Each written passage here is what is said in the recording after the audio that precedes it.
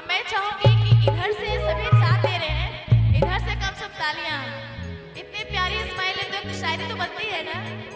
ये सामने वाली भाभी जी हैं, ये प्यारी सी, आपके सामने वाली, आपके पीछे वाली, आपके आगे वाली, ब्लैक साड़ी वाली, देखिए कितना प्यारे स्माइल दे रही है।